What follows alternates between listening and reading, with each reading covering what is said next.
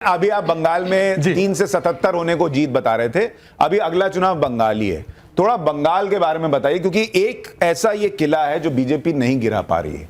क्या बंगाल में 2026 में जो चुनाव होगा वो ममता बनर्जी हारेंगी, जीतेंगी, बीजेपी सरकार बनाएगी, टीएमसी सरकार बनाएगी? क्या होने वाला है? 2024 से बता रही हूँ एक ही चीज, अभी मैं चेंज नहीं कर सकती हूँ कि ममता बनर्जी का ये जो है ये आखिरी टर्म है, आखिरी टर्म है।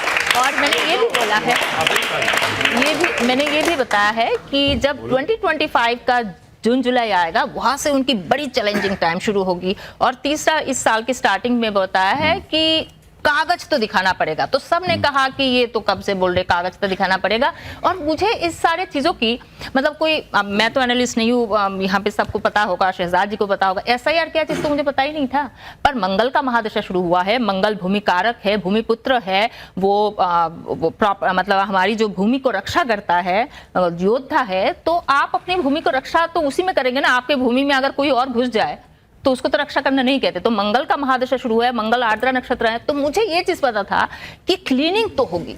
अब यही क्लीनिंग इनको पकड़ लेगा, ये मुझे कुछ आइडिया नहीं था। एसआईआर क्या चीज तो पता ही नहीं था, ये तो इसी साल पता चला। शर्मिष्ठा जी के लिए इनकी भविष्यवाणी, देखिए भविष्यवाणी सही गलत दोनों हो सकती है, लेकिन इनकी भविष्यवाणी को लेकर मैं एक चीज कहूं, जब इन्होंने जनवरी फरवरी में मेरे ख्याल से प्रेडिक्ट किया था कि देश में बड़ा आतंकी हमला होगा और नॉर्थ की तरफ होगा, ऊपर की तरफ होगा, तब सबको लगा था कि कहां से ही हो जाएगा। लेकिन पहलगाम हुआ तो सबको एकदम से ध्यान आया कि आपने ऐसा कहा था। जब आपने कहा था कि देश में प्लेन क्रैश होगा, तब ऐसी कोई चर्चा तक नहीं थी दूर दूर तक, या एविएशन सेक्टर जो है वो एकदम नीचे आ जाएगा। अब पिछले साल आप 2 घटनाएं याद कीजिए, एक तो एयर इंडिया का प्लेन क्रैश और दूसरा इंडिगो वाला जो क्राइसिस हुआ। तो वो क्या है, जब चीजें हो नहीं रही होती हैं तब पता नहीं चलता, लेकिन दिखने लगती हैं। जैसे अभी अगर विवेक भाई बात करें बंगाल की, बंगाल में ममता बनर्जी को लेकर सड़क पर प्रदर्शन होना, ये सब जो हुआ वो हमने देखा है। लेकिन अभी हाल में जिस तरीके से हुमायूं कबीर ने पार्टी बना ली, वहां पे बाबरी का मुद्दा बड़ा होने लगा। मुसलमान एकदम से, जो ममता बनर्जी का कोर वोट बैंक है, वो एकदम से चैलेंज किया जाने लगा किसी ऐसे व्यक्ति से जो खुद उनकी पार्टी में रहा हो। तो ऐसी परिस्थितियां क्या आपको लगती हैं कि ममता बनर्जी को बीजेपी चैलेंज कर पाएगी, या ये भविष्यवाणी सही हो पाएगी? देखिए, मुझे लगता है कि आपको मैं याद दिला दूं कि 2019 में भारतीय जनता पार्टी के टिकट से हुमायूं कबीर चुनाव लड़ चुका है। और जहां तक हमारा आकलन है, हमको ऐसा लगता है, प्रतीत होता है और प्रमाणित भी होता है साथ साथ सुशांत जी, कि कहीं ना कहीं हुमायूं कबीर भारतीय जनता पार्टी के लिए काम कर रहे हैं। उनके एजेंट। हाँ बिल्कुल। 2021 में भी अगर आप देखिए तो सब यही हो रहा था कि भारतीय जनता पार्टी सरकार बना रही है।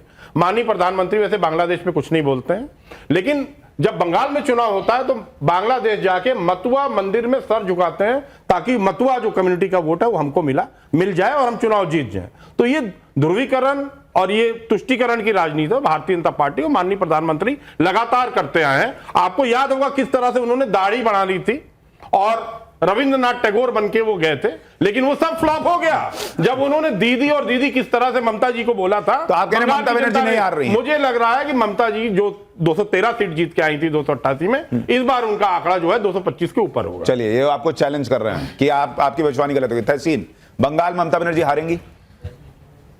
देखिए, मैं ये नहीं जानता हूँ ममता जी हारेगी या नहीं हारेगी, लेकिन टीएमसी की सरकार जरूर बनेगी। ये मुझे लगता है इंडिया अलायंस की सरकार बनेगी। दूसरी चीज, मैं इनसे बिल्कुल इत्तेफाक रखता हूँ, बांग्लादेश में हमारे हिंदुओं के साथ जो कत्लेआम हो रहा है उस पर वर्तमान सरकार कुछ कह नहीं रही है। कोई और सरकार होती भारत में, कोई भी सरकार होती, वो बांग्लादेश को बुलाकर ठीक कर देती। 13 मिनट का काम है बांग्लादेश को ठीक करना। 13 दिन में हमने नया मुल्क बनाया था। बांग्लादेश में हिंदुओं का कत्लेआम हो रहा है। रेफ्यूजी पॉलिसी नहीं है। मैं सिटीजनशिप पॉलिसी की बात नहीं कर रहा हूं, ये बोलेंगे रेफ्यूजी पॉलिसी नहीं है। और बांग्लादेश और वेस्ट बंगाल में जाकर चुनाव लड़ना है। क्या सोचते होंगे वहां के लोग? वोट आपको सबका चाहिए। वहां पे बाबरी मस्जिद बन रहा है, वो हुमायूं कबीर भाजपा का एजेंट है।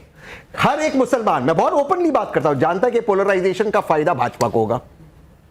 फिर क्यों कर रहे हैं पोलराइजेशन? तो आप कह रहे हैं, सुनिए तहसीन, आप कह रहे हैं कि मुसलमान हुमायूं कबीर के साथ दिख रहा, वो किसका एजेंट है? नहीं, मैं नहीं कह सकता। सुनिए ना, मैं कह रहा हूं कि मुसलमान मैं कह रहा हूं वो जो मुसलमान ईंट लेकर, पत्थर लेकर, पैसे लेकर आ रहा है, वहां पर लाखों की संख्या में दिख रहा है, वो जाएगा, लेकिन वोट ममता बनर्जी को देगा, आप ये कह रहे हैं? मैं ये कह रहा हूं कि सऊदी अरेबिया से अगर कोई आते हैं मौलाना साहब मस्जिद के लिए जो फाउंडेशन स्टोन रखने के लिए, तो उनको वीजा कौन देते हैं? ममता बनर्जी देती है या केंद्र की सरकार देती है? और जब वीजा लेते तो आपको पता है ना क्यों आ रहे, क्यों ये ध्रुवीकरण हो रहा है, सेंट्रल फोर्सेस क्यों आ खड़े? नहीं, एक मिनट, हाँ ठीक, बोलिए। मुझे जवाब और देखो मैंने शांति से सुना, कोई सुनना पड़ेगा। लेकिन बहुत लंबा नहीं नहीं, बहुत लंबा, एक एक वाक्य में, पर ये बिदकने लगेंगे ना। अभी देखिए इन्होंने कहा, पहले इन्होंने कहा दाढ़ी पे कि दाढ़ी हम रविंद्रनाथ ठाकुर या टैगोर जी की तरह रख रहे।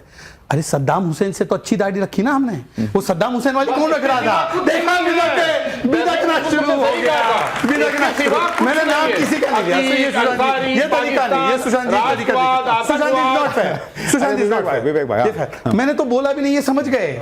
मैंने किसी का नाम लिया बच्चों, मैंने किसी का नाम लिया, कभी आप लोग की बात करेगी? ये भाई ये ठीक नहीं है, ये फॉर्मेट तो नहीं। अच्छा विवेक भाई, आपने भी तो दाढ़ी पे बोला, उनको बोलने दीजिए। इन्होंने नाम लेकर बोला कि Modi ji is trying to copy mister Rabindranath Tagore, मैं फिर भी चुप रहा। मैंने बोला कोई व्यक्ति सद्दाम हुसैन की तरह दिख रहा है तो ये तुरंत जाएंगे कौन दिख रहा है। दूसरी बात, अभी इन्होंने हुमायूं कबीर की बात की, ये यही आरोप जो है ना, ये बोलते थे ओवैसी इनका बी टीम, ओवैसी इनका बी टीम।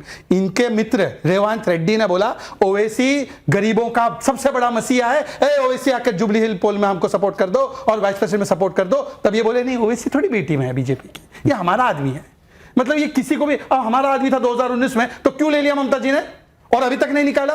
और बाबरी बनाने का अगर एक और किसी ने स्टेटमेंट दिया है कि बाबरी फिर से बने, ये है कांग्रेस के प्रधानमंत्री नरसिम्हा राव और अभी हुमायूं कबीर। और तीसरी और आखिरी बात मैं सिर्फ इतना पूछना चाहता हूं, देखिए बहुत लंबी लंबी बातें करते हैं, कितने सारे टॉपिक उठा देते हैं। इन्होंने बोला कि बांग्लादेश बांग्लादेश बांग्लादेश। अरे भाई, सीए कानून इसीलिए लाया था कि वहां पे प्रताड़ित हिंदू, प्रताड़ित सिख, प्रताड़ित ईसाई, इनको यहां पर शरण मिले। दोनों भाई बहन पैलेस्टाइन के मुसलमानों के लिए बैग टंगा के थे, आज तक एक स्टैंड नहीं लिया। और बांग्लादेश छोड़ो, हमारे बंगाल में मुर्शिदाबाद में पाठशाला देख लेना, उसमें बताया हरगोविंद दास और सुन लीजिए चंदन दास, इनका मुर्शिदाबाद में वक्फ के नाम पर कत्ल किया गया। ये दोनों मुंह पर पट्टी लगाकर बैठे थे। दीपू दास छोड़ दो, पहले हरगोविंद दास का बताओ। अच्छा ठीक है, एक मिनट बस समय निकल जाएगा। एक चीज देखिए, यहाँ आपको चैलेंज भी लोग कर रहे हैं कि बंगाल में जो आप कह रही हैं वो नहीं होगा, वो तो समय बता देगा, बहुत दूर नहीं है जी। बस फिर भी मैं बोलूंगी कि बंगाल में ममता जी की जो हाल है ना, वो शिशुपाल की तरह है। जब 100 गलती पूरा हो जाती है ना, उसके बाद आपको कोई चांस नहीं मिलता है। और दूसरी बात, ये मैक्सिमम एक चीज हो सकती है कि ना तो इनको बहुमत ना उनको बहुमत, तो वहां पे अराजकता, एनर्की, वायलेंस और बढ़ने वाली है। और सरकार बीजेपी की भी बन जाए तो 2-2.5 साल तो वहां पे जो law and order system, violence खत्म नहीं होने वाला है, एंड देन पीस। तो ये है। अच्छा, लेकिन आपने एक बड़ी इंटरेस्टिंग बात कही कि ममता जी का ये आखिरी चुनाव होगा जी। ये क्यों कह रही हैं आप, और क्या फिर इसका मतलब ममता बनर्जी कभी पीएम भी नहीं बन पाएंगी? अब जब 2045-47 तक कांग्रेस है तो वो तो सॉरी बीजेपी है पार्टी, मतलब बीजेपी का सरकार रहेगा, तो वो तो बीजेपी ज्वाइन करने वाले नहीं है। और ये उनका लगभग this is the end of her career, जो वही शिशुपाल वाली बात है, दिस इज द एंड। उसके बाद और कोई चांस नहीं है। तो फिर उनकी जगह पार्टी के अभिषेक चलाएंगे? वो सब हो सकता है। मेरे पास एक्चुअली अभिषेक जी का कोई ऑथेंटिक कुंडली नहीं है, टीएमसी की कुंडली है मेरे पास, क्योंकि पार्टी की कुंडली जो है ना वो निकालना बहुत आसान है, पता है पार्टी कब तैयार हुई है, पर लोगों की ऑथेंटिक डाटा मिलना बड़ा मुश्किल है। लेकिन समय क्या लेते हो पार्टी के तैयार होने में? जैसे टीएमसी का जो 12 बजे आप कॉन्सेंट अनाउंस होता है, जब कुछ होता है उसके हिसाब से हम टाइमिंग उसको लेते हैं। तो बीजेपी का आपने 1980 लिया है, क्योंकि क्या आपने जनसंघ का लिया? बीजेपी 1980। चलिए, बंगाल को लेकर बड़ी भविष्यवाणी हो गई। इतने टुकड़े हो गए, कांग्रेस का ले भाई, समझ नहीं, लेकिन बंगाल को लेकर बड़ी भविष्यवाणी शर्मिष्ठा जी ने की है और वो बहुत जल्द पता भी चल जाएगी सही हो रही है या नहीं हो रही है। अब एक बहुत बड़ी भविष्यवाणी जिसका सबको इंतजार है वो है उत्तर प्रदेश को लेकर। क्या उत्तर प्रदेश में योगी आदित्यनाथ की कुंडली उनके फिर से मुख्यमंत्री बनने का इशारा कर रही है, और क्या योगी कभी पीएम बन पाएंगे? 1-1.5 साल पहले है ना, मैंने एक ट्वीट किया था, अभी भी वो ट्वीट होगा, कि 2025 के एंडिंग में या फिर 2027 की एंडिंग में वहां पे मुझे योगी जी का जो है एक बड़ी राइज दिखती है। उनका योगी जी का राइज, मतलब योगी जी को अब जो ऑलरेडी चीफ मिनिस्टर है उनका क्या राइज हो सकते हैं, तो वो सेंटर में उस टाइम में आ सकते हैं। और जो इलेक्शन लड़के आएंगे तो इलेक्शन वो जीत के आएंगे, पर हाँ सेंटर में आते ही वो प्रधानमंत्री बन जाएंगे ऐसा मुझे नहीं लगता, क्योंकि योगी जी की जो है अभी वीनस मतलब शुक्र का अंतर्दशा चल रहा है, 2028 तक रहेगा, 10वीं घर का मालिक है, फिर भी वो जो है दशांश में नीच का है, तो इतनी बड़ी पद अभी मिल जाएगा इतनी जल्दी ऐसा मुझे नहीं लगता है। सेंटर में कोई पोर्टफोलियो मिल सकता है, सेंटर में मिल सकता है जी। अब कब? 2027 के आसपास। 27 के आसपास। लेकिन 2027 का चुनाव वो जीतेंगे? जी जी एकदम 100%। जी। तो अखिलेश जी का क्या होगा फिर? उनकी कुंडली में क्या है? बहुत सब्सटेंशियल कुछ मुझे नहीं दिखता है कि वेरी मेजर, वो एक की फ्लोटिंग वाली चीज है। और जब ये 2024 में जब केंद्र सरकार का जो चुनाव हुआ है उसमें मोदी जी की जो है बहुत खराब स्थिति चल रही थी। उनकी पिक 7.5 ही चल रहा था, उनका वीनस का शुक्र का महादशा 2024 के लोकसभा चुनाव के वक्त मोदी जी की 7.5 ही चल रही थी। योगी जी की 7.5 अच्छा, योगी जी की। यस, योगी जी की पिक 7.5 ही चल रही थी एकदम, जब चंद्र के आसपास। तो और ऊपर से ये भी था कि उनका शुक्र का महादशा शुरू ही हुआ था उस टाइम में, शुक्र उनका नैऋत्य में है, दशमांश में तो नीच का है, तो उनको बहुत सताया है, जिस वजह से कहते हैं ना आपका खराब टाइम तो मुझे मेरा परफॉर्मेंस अच्छा दिखने लग गया है। So that's what happened. तो अब मुझे नहीं लगता आगे ये चीज होने वाली। तो आपके हिसाब से जो लोकसभा चुनाव में समाजवादी पार्टी को यूपी में बढ़िया सीटें आई, वो अखिलेश जी की नहीं थी बल्कि योगी जी की कुंडली खराब थी, वक्त खराब था, इसलिए आ गई। अब परफॉर्मेंस तो उनका ही बोलना पड़ेगा, पर अब ये भी एक मैटर था। लेकिन 2027 योगी जी जीत रहे हैं जी, और अखिलेश जी की सीटें बढ़ेंगी या परफॉर्मेंस वैसे ही ना रहेगा? बढ़ेगा तो शायद नहीं उतना ना, वो तो चलो अब जब 2027 में, अरे ठीक है भविष्यवाणी है, लेकिन इलेक्शन का जब टाइम वगैरह एक बार फिक्स होता है ना, डेट फिक्स होता है, तो बहुत दूर है, तब एक बार फाइनली देखा जा सकता है, पर अभी लेकिन अभी नहीं लग रहा है। विवेक भाई, नहीं, देखिए जहां तक 2024 की बात है तो सबसे पहले तो ये पूछा जाएगा कि प्रधानमंत्री बनारस से जो लड़े थे हमारे माननीय प्रधानमंत्री, 6 राउंड पीछे चल रहे थे और हारते हारते 1,52,000 वोट से जीते, जबकि भारतीय जनता पार्टी के जितने भी प्रवक्ता बैठे हैं वो सब बोल रहे थे कि प्रधानमंत्री जी 10 लाख वोट से जीत के आने वाले हैं। ये बात हो रही थी उस समय, लेकिन बनारस में क्या हुआ हम सबने देखा। तो सवाल तो ये भी है शर्मिष्ठा जी कि क्या प्रधानमंत्री मोदी जी 2029 में हिम्मत करेंगे बनारस से दोबारा लड़ने की, क्योंकि अरे वो सवाल आगे है। हाँ, वो गंगा पुत्र हैं। आप हमारा रनडाउन न बता और जहां तक योगी जी की बात है तो मुझे लगता कहीं ना कहीं उनकी कुंडली में शनि घुस चुका है, केतु राहु सब घुस गए हैं। योगी जी की 7.5 खत्म हो गई है कि अभी चल? वैसा नहीं है, पर अब जो पिक पीरियड है उससे तो थोड़ा क्या हुआ है, अब 7.5 साल है तो एक जैसा तो नहीं रहने वाला है, और 2026 का जो बीच में उनको थोड़ा सा बड़ा चैलेंजिंग टाइम आएगा। पर बात ये नहीं है ना, बात ये है 2027 में। लेकिन देखिए विवेक भाई एक इंटरेस्टिंग बात कह रही हैं, ये भी कह रही हैं कि 2027 के एंड में हो सकता है योगी जी सेंटर उनको ले आए। देखिए योगी जी ने खुद कहा है, एक मिनट शहजाद, योगी जी ने खुद कहा है, उनकी आप तो पत्रकार, आपको पता होगा कि सेंटर में आने से बेहतर मैं वापस जाना पसंद करूंगा, मैं मत जाना पसंद करूंगा। तो योगी जी सेंटर में तो आने वाले नहीं है, क्योंकि योगी जी में एक खासियत जरूर है, मैं बोलूंगा अप्रिशिएट करूंगा कि वो रबर स्टैंप मुख्यमंत्री नहीं है, जैसे कि राजस्थान, हरियाणा, छत्तीसगढ़ या मध्य प्रदेश या आप बिहार में नीतीश जी तो नाम के मुख्यमंत्री रह गए, सम्राट चौधरी और अमित शाह चला रहे हैं। योगी जी और अमित शाह जी की जो लड़ाई अंदरूनी है भारतीय जनता पार्टी में, वो जग जाएगी। वो कह रही है 2027 में उनका एक प्रमोशन दिख रहा है। अब प्रमोशन सीएम का क्या होगा? सेंटर ही आ सकते और क्या? नहीं, प्रमोशन ये होगा कि वो वापस मत चले जाएंगे 2027 में और समाजवादी पार्टी की सरकार बनेगी। ठीक है, देखिए ऐसा है कि लड़ाई झगड़े की बात, और मैंने इनको इंटरप्ट नहीं किया तो पूरा सुनना पड़ेगा, लड़ाई झगड़े की बात वो ना करे जो पिता के हाथ से माइक खींच ले और चाचा को जगह ना दे। मैंने किसी का नाम नहीं लिया है, प्लीज रिएक्ट नहीं करना।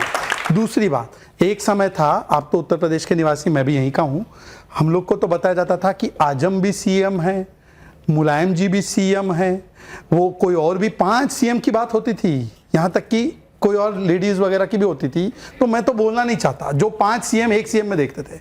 तीसरी बात, मैं देखिए एक ही चीज बोलना चाहता हूं, देखिए बाकी की तो कुंडली मुझे रीडिंग नहीं आती, पर अखिलेश जी की मैंने एक दिन कुंडली उठाई, मैंने बोला इसमें कौन सा एक ये दिख रहा है कुछ भारी, कुंडली देखनी नहीं आती है और इन्होंने कुंडली भी उठाई, बता तो रहा हूं ना, उसको पढ़ भी लिया। अरे विवेक जी सुन तो लीजिए, भविष्यवाणी भी कर, अरे इंटरप्ट बाद में कीजिए, पहले सुन तो लीजिए ना।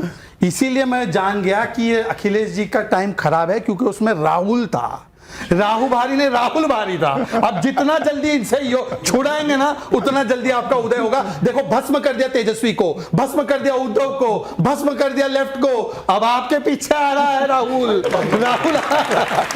वो जिसको भी छूते हैं वो भस्म हो जाते हैं। लेकिन ये जो 2 लड़कों की जोड़ी बनी थी, राहुल गांधी और अखिलेश जी की, आपको लड़के 60 साल के हो गए, लड़के अरे तो लड़के लोग अपनी उम्र छुपाते हैं, ये बढ़ाए बता 55 साल के लड़के हैं भाई। तो यूपी के 2 लड़कों की जोड़ी का योग जो है वो क्या संकेत दे रहा है?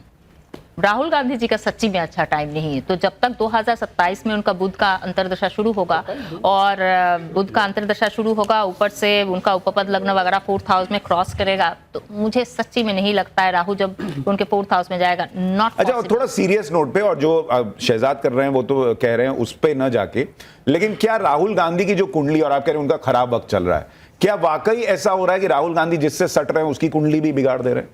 ये बोलना थोड़ा मुश्किल होगा। देखो सबकी अपनी अपनी ऐसा कर्मों से होता सब है कोई कि नहीं चलता होता है कि कोई खराब वाला आपसे जुड़ जाए? हाँ, अगर उस हिसाब से बहुत जुड़ जाए तो आप उसके साथ इनको भी लेके डुबाएंगे तो क्योंकि आपके अखिलेश जी भाग्य दूर में रहेंगे तो बेहतर है। अकेले नहीं डूबेंगे, तुमको भी लेकर डूबेंगे सनम। अगर आपके प्रारब्ध में, आपके भाग्य में फिलहाल जो है एस्ट्रोलॉजी तो और कुछ नहीं है, आपकी डेस्टिनी को डिकोड करना है। अगर आपकी डेस्टिनी में अगर अच्छी चीज नहीं है, आप नहीं जीतेंगे तो आपके साथ का जो है वो उसमें नहीं जीतेंगे। तो या फिर उनका भाग्य, उनका टाइम बहुत अच्छा चल रहा है जिस वजह से इसको ड्रैग करके बाहर लेके आ पा रहे हैं। अगर दोनों का ही मीडियोकर है, इनका बहुत ही खराब हाल है, तब तो एकदम अच्छा, आप कह रही 2047 तक आपको लगता है कि बीजेपी या एनडीए की सरकार रहेगी। अभी तो आपको योगी जी का पीएम बनने का कोई स्कोप नहीं दिख रहा। भविष्य में कोई है, दिखता है आपको, लगता है कभी हो सकता है? ये शायद हो सकता है। यस। आप में से किस किस को लगता है योगी जी को कभी पीएम बनना चाहिए? हाथ खड़े करके बताइए। वो तेरी, इसमें तो बड़ा जेनजी को लग रहा है मोदी जी से ज्यादा योगी सपोर्टर, योगी सपोर्टर ज्यादा दिख रहा है जेनजी। ऐसा क्यों भाई? थोड़ा इनसे पूछना पड़ेगा। योगी जी में क्या खास लगता है आपको? सर उन्होंने यूपी में इतना ज़्यादा डेवलपमेंट किया है, सभी महिलाओं के बारे में इतना सोचा है, तो हमें लगता है कि अगर वो प्रधानमंत्री बनेंगे तो वो देश में भी डेवलपमेंट लेके आएंगे। जब से उत्तर प्रदेश में योगी जी की सरकार आई है तो उन्होंने महिलाओं के बारे में बहुत सोचा है। मतलब पहले क्या होता था कि महिलाएं रात को आने से डरती थी, लेकिन लेट नाइट अब भी वो महिलाएं आती हैं क्योंकि उन्हें एक भरोसा है कि अगर इन फ्यूचर कुछ हो गया तो योगी जी हमें ऑन द स्पॉट इंसाफ दिलाएंगे। तो अगर महिलाओं को लग रहा है तो ऑफ कोर्स, मतलब आप में से किस किस को लग रहा है कि 2027 में यूपी इलेक्शन योगी जी जीतने वाले? हाथ खड़ा करके बताइए। 100% सबको लग रहा है। लड़कियों को ज्यादा लग रहा है। देखिए ये भविष्यवाणी इधर जा रही है। देखिए मैं इसका एक उत्तर देना चाहता हूँ। 10 एक मिनट, मत 10 मैं भी भविष्य से पहले, अब मुझे पता है ये लोग वो कोर्ट ऑर्डर पे जाएंगे, कुलदीप सेंगर वगैरह चीज उठाएंगे जो कोर्ट का विषय। सुन लीजिए ना, मैं बोल रहा हूँ ना, मैं जानता हूँ जो बोलते बॉयज विल बी बॉयज और रेप के आरोपी को कोई सजा ना मिले वो कम से कम हमको लेक्चर ना दे। पर मैं आपको वर्तमान की स्थिति बताता हूँ। बच्ची ने अभी बोला कि 5 बजे मुजफ्फरनगर और वेस्ट यूपी में महिलाएं बाहर नहीं निकल पाती थी। आज हमने नाइट शिफ्ट ओके कर दिया है, यहां से यहां तक आने का काम, और हमने हमारा विधायक ही क्यों ना हो उसको कन्विक्ट कराया। इन्होंने बोला बॉयज विल बी बॉयज, क्यों सजा देते हो? ये अंतर है। और इनको पता है कि योगी जी नैतिकता से, प्रामाणिकता से, एक बेचारा संत आदमी है, काम करता है, मंदिर चलाते हैं, ट्रस्ट चलाते हैं, बस यही है। किसी ने आलीशान मकान अपने लिए अच्छा, लेकिन देखिए मैं ये कह रहा हूं, बैंक की स्थिति देखिए उनकी। देखिए ग्रह नक्षत्र पढ़ के भविष्यवाणी करना अलग बात है। एक सैंपल यहां भी मिल रहा है कि महिलाएं जो है ना वो योगी जी के लॉ एंड ऑर्डर को लेकर जो व्यवस्था है उससे बहुत प्रभावित है, और जेनजी कह रहा है कि भाई योगी जी लौटेंगे। तो ये एक पैटर्न दिखता है। आगे देखेंगे क्या होगा।